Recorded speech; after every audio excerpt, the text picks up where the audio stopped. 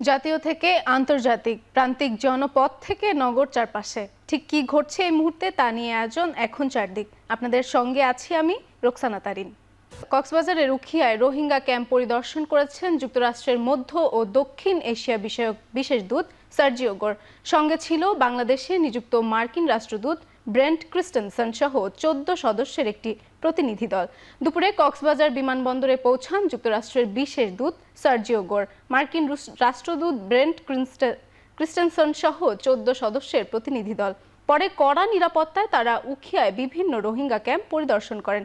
সফরের সময় প্রতিনিধি দল রোহিঙ্গাদের জীবনযাত্রা, আশ্রয় কেন্দ্রের পরিবেশ এবং যুক্তরাষ্ট্রের অর্থায়নে পরিচালিত শিক্ষা, স্বাস্থ্য ও মানবিক সহায়তা কার্যক্রম ঘুরে দেখেন। এ সময় শত শত রোহিঙ্গা ব্যানার ও প্ল্যাকার্ড হাতে জড়ো হয়ে নিরাপদ, স্বেচ্ছায় এবং মর্যাদাপূর্ণভাবে মিয়ানমারের প্রত্যাবাসনের দাবি জানান। মার্কিন প্রশাসনের এই উচ্চ পর্যায়ের সফর প্রত্যাবাসন প্রক্রিয়ায় নতুন কূটনৈতিক তৎপরতার ইঙ্গিত দিচ্ছে বলে মনে করছেন সংশ্লিষ্টরা। আর এখন নিজের দেশের মাঝে নিজের হতে হরম লইরা আর দেশের মাঝে যাইতে চাই আর এটার দিনের সামগ্রী বলা বলি নচাই নিজের দেশের মাঝে আর সেফটি সিকিউরিটি লইরা মানে আর ওয়াফেস যাইতে চাই মানে আর এটা থাই তো নচাই অনারা আইবা যাইবা গৈ হন যদি ডিসিশন ন দতি গিলে ইয়ান হনা হামন বাংলাদেশ গভর্নমেন্ট একজনের মশলা নয়ান ইয়ান একখান পলিটিক্যাল ইস্যু এই পলিটিক্যাল ইস্যু ইয়ানোর সলিউশন যদি তুয়া পরে বাংলাদেশ গভর্নমেন্টের ফুয়াতি ন্যাশনাল আর ইন্টারন্যাশনাল অ্যাক্টর বেগুনতুন কোঅপারেট করা পড়িব সলিউশন তুয়াই পারলা। কক্সবাজারে রোহিঙ্গা ক্যাম্প পরিদর্শন শেষে শরণার্থী ত্রাণ ও প্রত্যাবাসন কমিশনারের সঙ্গে কর্মকর্তাদের সঙ্গে বৈঠক করেছেন যুক্তরাষ্ট্রের দক্ষিণ ও মধ্য এশিয়া বিষয়ক বিশেষ দূত সার্জিও গোর। এ নিয়ে বিস্তারিত জানতে সেখানে আছেন আমাদের সহকর্মী হোসাইন জিয়াদ। জিয়াদ, সার্জিও গৌড়ের বৈঠক নিয়ে কি তথ্য আছে আপনার কাছে? তারিন মূলত দুপুর ১২টায় তিনি কক্সবাজার বিমানবন্দরে এসে পৌঁছান। এরপর টানা প্রায় ৫ ঘন্টা তিনি উখিয়ার যে রোহিঙ্গা ক্যাম্পগুলো রয়েছে সেখানে চিকিৎসা সহায়তা, খাদ্য কর্মসূচি সহ রোহিঙ্গাদের সাথে তিনি কথাবার্তা বলেন এবং তাদের সমস্যা কি আছে এখন রোহিঙ্গা ক্যাম্পে সেগুলো তিনি পরিদর্শন করেন এবং তাদের কাছ থেকে শুনেন। আমরা যেটি দেখেছি যে পরিদর্শনের সময় তিনি যাওয়ার সময় আসলে কয়েকশো রোহিঙ্গা জড়ো হয় এবং তারা অনেকটা মানববন্ধনের মতো করে তাদের ব্যানার প্ল্যাকার্ড, ইংলিশে লেখা বেশ কিছু ব্যানার প্ল্যাকার্ড তাকে প্রদর্শন করে এবং তারা নিরাপদে যে ফিরে যেতে চায়, নিরাপদ প্রত্যাবাসন, মর্যাদাপূর্ণ প্রত্যাবাসন, সেসবের দাবি তারা তাদের কাছে তুলে ধরেন এবং এই রোহিঙ্গা ক্যাম্পে যে তারা নিরাপত্তাহীনতায় আছেন, তাদের শিক্ষা, স্বাস্থ্য, খাদ্য সহ নানান সংকটের মধ্য দিয়ে তাদের দিন পার করতে হচ্ছে। বিশেষ করে ছোট্ট একটি ঘরে তারা বসবাস করেন। এই সব সমস্যাগুলো আসলে তারা প্ল্যাকার্ডের মাধ্যমে তুলে ধরেন এবং মূলত আপনি জানেন যে যুক্তরাষ্ট্র বেশ দীর্ঘদিন ধরে এই রোহিঙ্গা সমস্যা নিয়ে কাজ করছে। দীর্ঘ সময় ধরে এই রোহিঙ্গা সমস্যাটি তারা গভীরভাবে পর্যবেক্ষণ করা সহ কূটনৈতিক বিভিন্ন পদক্ষেপ তারা নিচ্ছে এবং আর্থিকভাবে এখানে নানান সংস্থার মাধ্যমে, বেসরকারি এনজিও সংস্থার মাধ্যমে তাদের সহায়তা কার্যক্রম পরিচালিত হচ্ছে। সেই বিষয়গুলো তিনি দেখেন। এই মুহূর্তে তিনি উখিয়াতে একটি ক্যাফেতে আমরা দেখছি যে ত্রাণ ও প্রত্যাবাসন কর্মকর্তাদের সাথে বৈঠকে বসেছেন এবং বৈঠকের পরপরই হয়তো আমরা কর্মকর্তাদের কাছে জানতে পারবো যে কী কী বিষয় নিয়ে আসলে মূলত আলোচনা হয়েছে। তবে এখনও পর্যন্ত সাংবাদিকদের কাছে তিনি তার বিষয়গুলো এখনও ক্লিয়ার করেননি তিনি বা সাংবাদিকদেরকে তার বিষয়গুলো তুলে ধরেননি।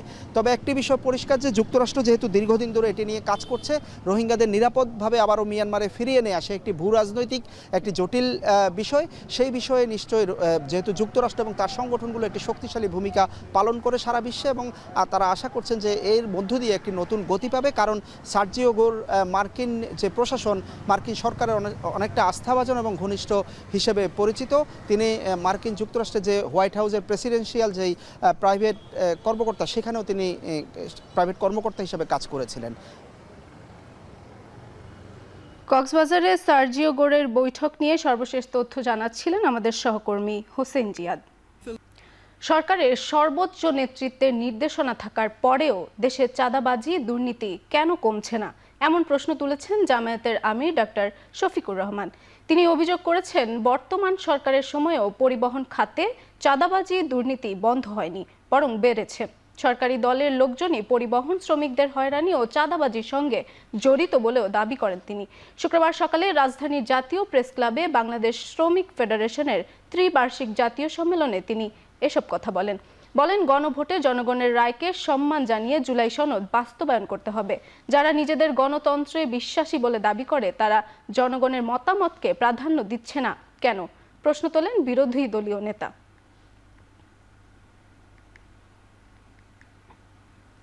সমাজে ন্যায্য অধিকারটা প্রতিষ্ঠিত হয়তো নাই, বরঞ্চ অধিকার নিয়ে কাড়াকাড়ি হচ্ছে। চাঁদাবাজদের হাতে যেখানে সেখানে পরিবহন শ্রমিকরা তারা নাজেহাল হচ্ছেন।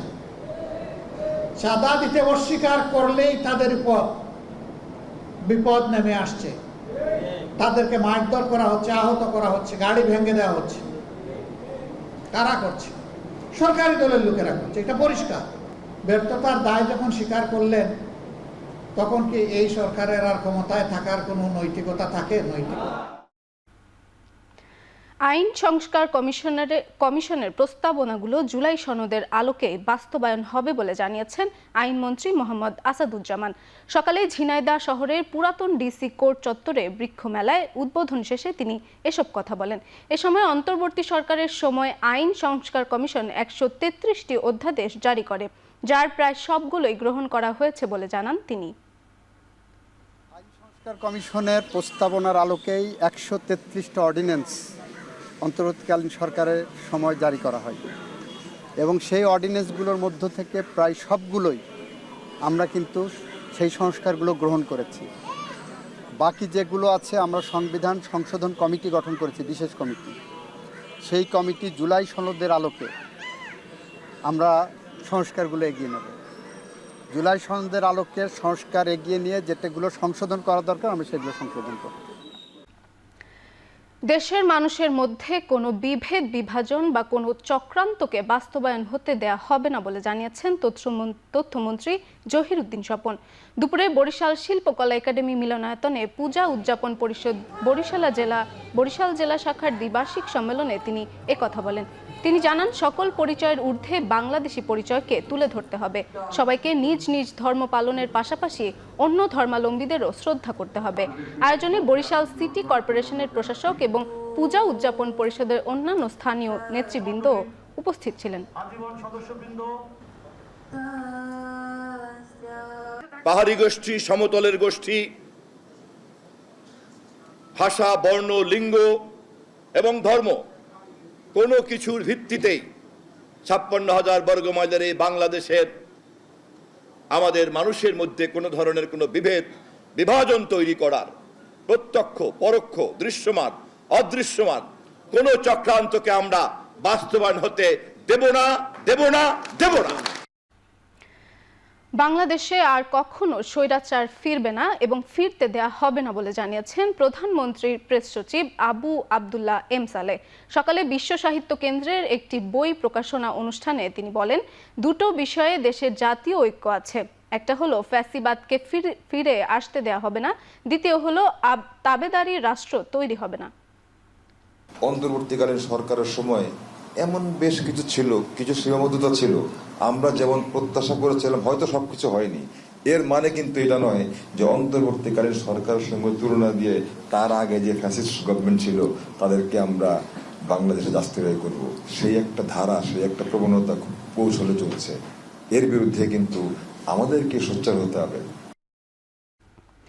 সিলেটের কোম্পানিগঞ্জে কড়া নিরাপত্তায় জাতীয় নাগরিক পার্টির জুলাই পদযাত্রা শুরু হয়েছে। কোম্পানিগঞ্জের পথসভা শেষে গোনাইঘাট ও জৈন্তাপুরেও রয়েছে একই আয়োজন। বিস্তারিত জানতে কোম্পানিগঞ্জ এলাকা থেকে যুক্ত হচ্ছেন গোলজার আহমেদ। গোলজার, কেন্দ্রীয় নেতাকর্মীরা কি পথসভায় যোগ দিয়েছেন? কি তথ্য আছে আপনার কাছে?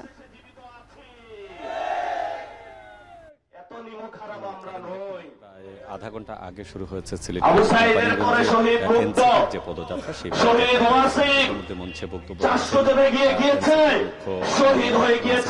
পাটোয়ারি শেখ হাসিনা বলছে এদের দমানো সম্ভব নয়।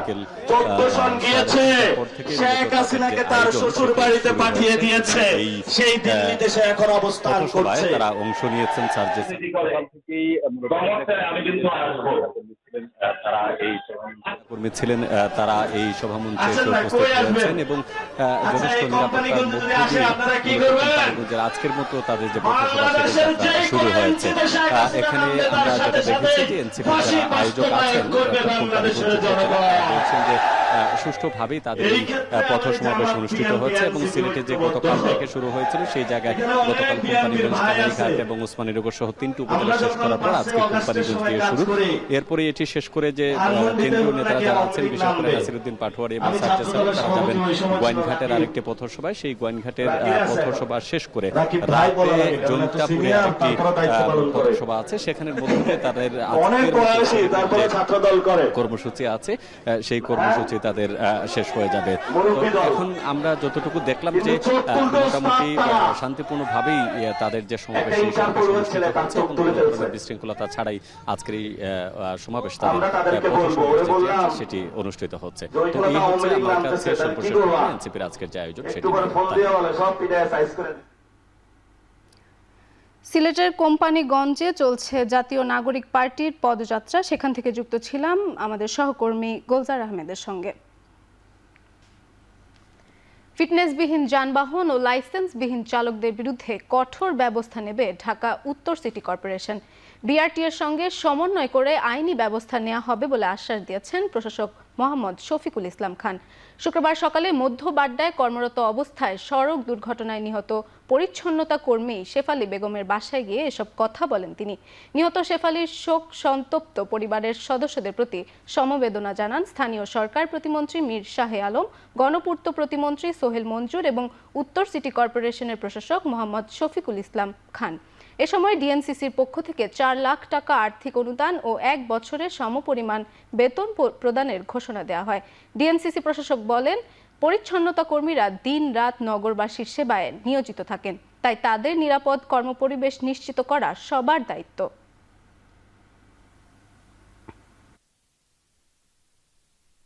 পরিচ্ছন্নতা কর্মীরা নগর সেবার জন্য তারা ভোর গভীর রাত থেকে কাজ করার সময় যাতে করে তারা সাবধানে এবং তাদের নিজের শরীরকে রক্ষা করে নগর সেবায় সকলে নিয়োজিত থাকে। আমরা তাদের পাশে আছি। যে সমস্ত ড্রাইভারদের লাইসেন্স নেই কিংবা ফিটনেসবিহীন গাড়ি চলাচল করছে তাদের ব্যাপারে একটা কঠোর আইনানুগ ব্যবস্থা গ্রহণ করার জন্য আমরা বিআরটি এর কাছে আবেদন জানাবো। মাননীয় প্রধানমন্ত্রীর পক্ষ থেকে প্রশাসক মহোদয় এবং আমরা আপনাদের এই পরিবারকে 2 লক্ষ টাকা আমরা অনুদান দেওয়ার জন্য এখানে আসছি, সমবেদনা জ্ঞাপন করতে আসছি। পরিবারের প্রতি আমরা শোকাহত। জনগণকে অত্যাচার করে হাউজিং কোম্পানির কোনো ব্যবসা পরিচালনা করলে ব্যবস্থা নেওয়া হবে বলে জানিয়েছেন রেলপথ ও সড়ক মহাসড়ক প্রতিমন্ত্রী হাবিবুর রশিদ হাবিব। রাজধানীর মুগদায় শিশুদের মধ্যে গাছের চারা বিতরণ কর্মসূচিতে অংশ নিয়ে তিনি আরও বলেন, একজন শিক্ষার্থী একটি বৃক্ষ, এই লক্ষ্য সামনে রেখে কাজ করছে সরকার। 5 বছরে 25 কোটি বৃক্ষরোপণ দেশের পরিবেশের আমূল পরিবর্তন করবে বলে মনে করেন মন্ত্রী। আরও বলেন, বিগত সময়ের মতো জনগণের উপর মাস্তানি করে যদি কেউ নেতা হতে চায় তা হতে দেওয়া হবে না। যিনি আমাদেরকে ভালোবেসে মাননীয় প্রতিমন্ত্রীর কাছে উপস্থাপন করার চেষ্টা করবেন ইনশাআল্লাহ। জনগণকে অত্যাচার করে এলাকার মানুষকে জিম্মি করে আপনারা ব্যবসা বাণিজ্য করবেন, এটি আমরা মেনে নিতে পারি না, আমরা মেনে নিব না। জনগণের উপরে মাস্তানি করে, অত্যাচার করে, নির্যাতন করে যে নেতা হতে চাবে তাকে কোনোদিন অন্তত আমরা ঢাকা নয় নেতা হতে দিব না। বর্ষায় বিপর্যয় শেষ হচ্ছে না ভারতের বিভিন্ন রাজ্যে। আসামে প্রায় 2 সপ্তাহের বন্যায় মৃতের সংখ্যা বেড়ে দাঁড়িয়েছে 80 জনে। গুজরাটে 13 জেলায় জারি সর্বোচ্চ আবহাওয়া সতর্কবার্তা, রেড অ্যালার্ট। এরই মধ্যে তীব্র ভারী বৃষ্টির কবলে পড়েছে পশ্চিমাঞ্চলীয় রাজ্যটি। সুরাটে শুক্রবার বেলা 12টার মধ্যে রেকর্ড করা হয় 8 ইঞ্চি বৃষ্টিপাত। টানা বৃষ্টির কারণে বিভিন্ন শহরে দেখা দিয়েছে জলাবদ্ধতা, যানজটে স্থবির জনজীবন। শনিবার পর্যন্ত রাজ্যটিতে অতি বর্ষণের আভাস ভারতের আবহাওয়া বিভাগের। পূর্বের ওড়িশার বন্যা পরিস্থিতির কোনো উন্নতি নেই। 13 জেলায় 8 লাখ মানুষ ক্ষতিগ্রস্ত, পানিবন্দী 2.5 লাখের বেশি। দেবী নদীতে বিপদসীমার উপর দিয়ে বইছে পানি। বৈতরণী ও ভার্গবী নদীতেও বিপজ্জনকভাবে বাড়ছে পানি। দক্ষিণ পূর্বের আসাম রাজ্যে এখনও পানিবন্দী 8 জেলার 2 লাখের বেশি মানুষ। নষ্ট হয়েছে 450 গ্রামের 17,000 হেক্টরের বেশি কৃষি জমি। ধানসিঁড়ি নদীতে পানির উচ্চতা বাড়তে থাকায় বৃহস্পতিবার রাতে উপকূলীয় এলাকায় সতর্কবার্তা জারি করেছে প্রশাসন। পশ্চিমবঙ্গের দক্ষিণে নিম্নচাপ কাটলেও থামছে না বৃষ্টি। কলকাতা সহ একাধিক জেলায় বাড়ছে ঝড়ের আভাস। অন্যদিকে উত্তরের দার্জিলিং, কালিম্পং ও জলপাইগুড়িতে জারি করা হয়েছে অতি ভারী বৃষ্টি ও ভূমিধস সতর্কতা।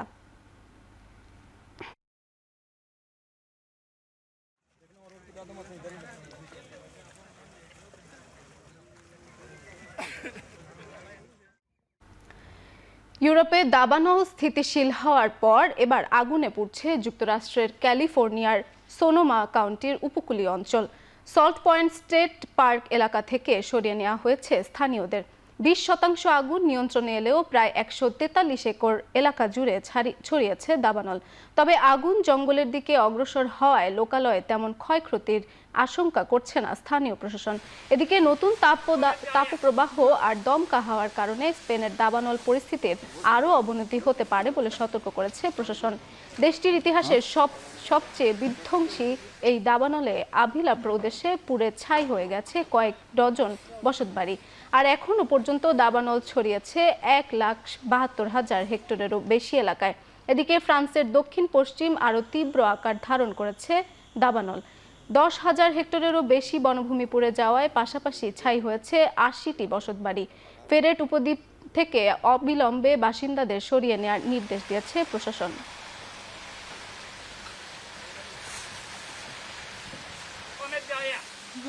এবার খেলার খবর।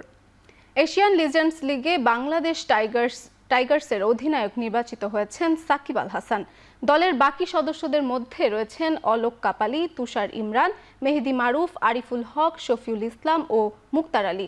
এবারের এশিয়ান লিজেন্ডস লিগে বাংলাদেশ টাইগার্সের পাশাপাশি অংশ নেবে Asian Stars, Indian Royals, Pakistan Panthers, Afghanistan Pathan ও শ্রীলঙ্কান লায়ন্স।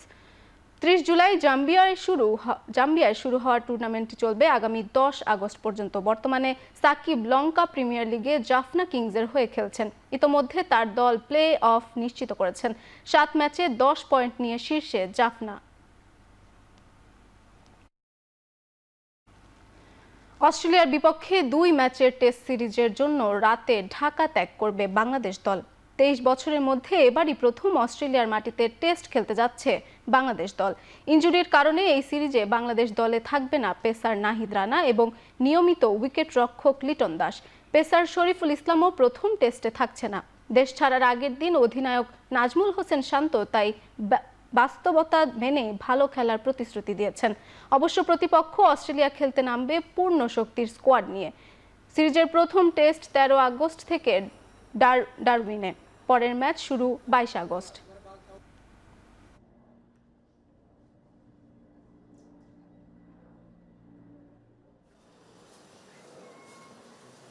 শেষ করছি এখন চারদিক। এখন টেলিভিশন ওয়েবসাইটে দেখতে ভিজিট করুন www.ekhon.tv। ফেসবুকে দেখতে ভিজিট করুন facebook.com/tv.ekhon এবং ইউটিউবে দেখতে ভিজিট করুন youtube.com/c/ekhon tv।